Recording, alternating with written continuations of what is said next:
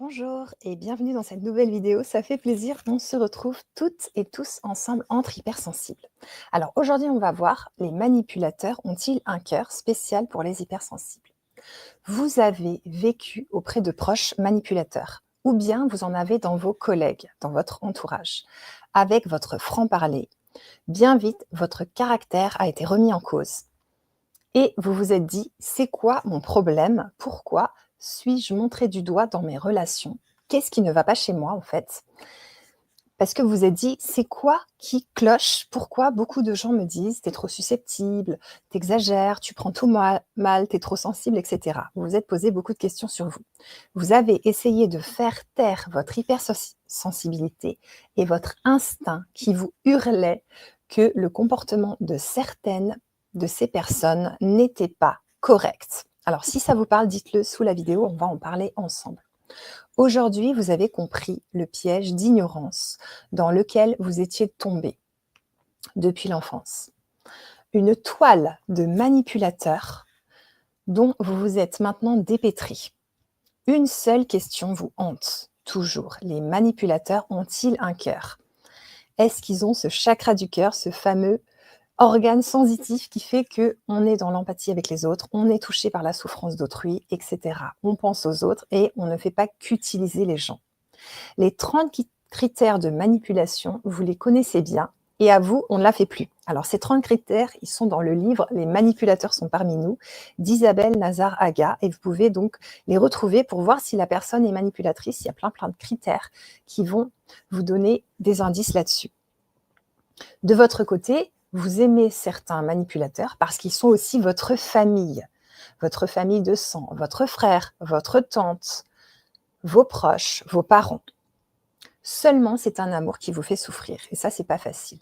Maintenant, est-ce que eux sont capables d'aimer? Ça, c'est la grande question.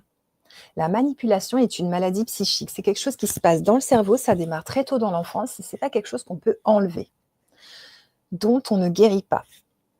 Une personne manipulatrice ne se rend pas compte, en général, qu'elle l'est, ni qu'elle utilise les autres pour ses intérêts. En fait, elle voit pas toujours qu'elle utilise les gens, comme on utilise une cuillère pour manger. Elle utilise les gens et quand elle a pas d'intérêt, elle les contacte moins, elle prend moins de leurs nouvelles, etc. Donc ça, elle peut avoir du mal à s'en rendre compte parce que pour elle, son système mental, son système psychique, il est en mode manipulation et donc pour elle, c'est sa normalité. Donc elle va pas voir que c'est abusif et qu'elle utilise les gens dans son intérêt et que quand elle a aucun intérêt, ces gens-là, ils sont à la poubelle, elle s'en fiche. Il est clair qu'une caractéristique du manipulateur est de manquer d'empathie. Alors pour ça, ils font pas exprès, ils ont vraiment moins d'empathie dans leur cerveau et dans leur cœur. C'est tout simple et c'est vrai, c'est-à-dire que c'est prouvé par la science qu'il y a des zones d'empathie qui ne s'allument pas quand ils devraient en donner. Son chakra du cœur, blessé depuis la petite enfance, s'est souvent refermé. Ils ont fermé. Il s'est coupé pour ne plus ressentir, donc ne plus souffrir. Donc il s'est coupé de lui-même et il s'est coupé des autres aussi. Cela est différent d'une personne qui se dissocie lors d'un trauma pour survivre.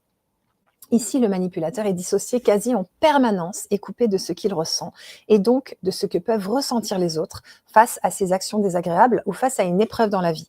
Ils vont avoir du mal à vous demander de vos nouvelles quand vous avez vécu des choses dures, à être proche de vous, à vous soutenir parce que pour eux, là, ils le vivent pas, donc ils peuvent pas se mettre à votre place et le ressentir. Par exemple, quand vous êtes malade, ils ont du mal à prendre de nouvelles sur plusieurs jours ou plusieurs semaines et vous vous dites: «Mais c'est pas possible, moi je prends des nouvelles quand lui il va pas bien». Et la personne, elle, elle me demande une fois, puis après, elle oublie, alors que moi, j'ai super mal quelque part, et cetera. Il ne fait pas exprès de manquer d'empathie. Il en manque réellement, et même pour ses propres enfants. Et oui, ça, c'est terrible, mais même avec ses enfants, il va avoir du mal à rentrer vraiment en contact, à rentrer en relation, à percevoir ce que l'enfant vit, ressent et vit en profondeur quelque chose de vraiment intime.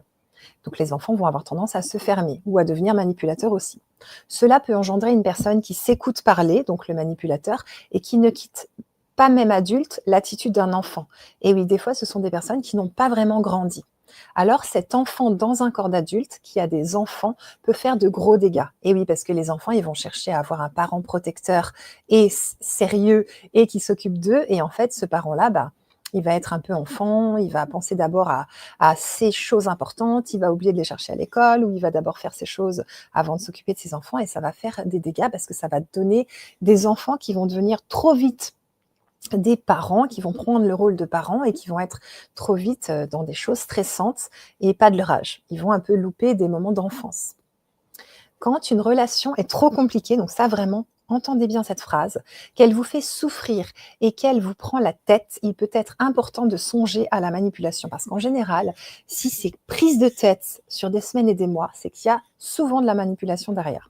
Parce que l'amour, c'est simple et l'amour ne fait pas souffrir. Mais bien sûr, toute relation demande du temps, de la communication et beaucoup de bienveillance. Ça demande aussi des compromis, ça demande beaucoup de choses. Mais là, on parle vraiment de la manipulation qui est encore différente. C'est une relation qui est prise de tête à longueur de temps. Vous avez des traumatismes qui vous hantent. Vous n'arrivez pas à avancer dans votre vie présente. Certains de vos problèmes ne s'en vont pas et certaines de vos relations sont vraiment très dures, eh bien peut-être que vous subissez de la manipulation et peut-être par vos proches. Alors si cela vous dit, je vais pouvoir vous aider en accompagnement. Moi, je suis spécialisée pour les hypersensibles et pour les aider à sortir de la manipulation et à apprendre à poser leurs limites, pour gagner en confiance en eux, pour apprendre à dire non, à dire stop et à s'aimer enfin, se respecter. Je travaille par vidéo et téléphone. J'utilise la régulation émotionnelle Tipeee par téléphone, le coaching pour hypersensibles. Donc, la méthode Tipeee, c'est de retraverser des émotions désagréables pour s'en libérer. Donc, le corps, il a gardé en mémoire des groupes de sensations, des sensations physiques qu'il vous resserre à chaque fois. Et vous, vous avez la sensation d'avoir des peurs, des blocages. On va les retraverser pour que le corps il puisse les classer, comprendre qu'il n'y a plus de danger et ne pas vous resservir à chaque fois, lors de vos peurs, lors de vos phobies, les mêmes sensations physiques et les mêmes émotions. Donc on va les traiter une bonne fois pour toutes. Et ensuite, j'utilise la démoca, la déprogrammation par les mouvements oculaires, kinesthésiques et auditifs. Ça se fait en fait avec un feutre que je fais bouger devant vos yeux avec différents mouvements comme ça.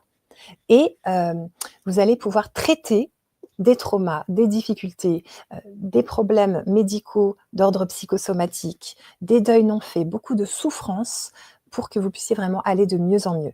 La régulation et le coaching, c'est 1 heure par téléphone. La démoca, c'est 1h30 par vidéo. Préparez-vous, ça va décoiffer. Vous allez changer de vie. Ce sont des accompagnements très puissants. Ça demande un investissement dans tous les sens du terme. Et si vous êtes prêt et prête à faire partie des rares hypersensibles, des chanceux que j'accompagne à transformer leur vie, à transcender leurs problèmes, eh bien, je serais ravie de pouvoir vous aider et vous accompagner. Pour ça, vous pouvez me contacter sur mon site internet anneliesrobert.com dans la rubrique accompagnement.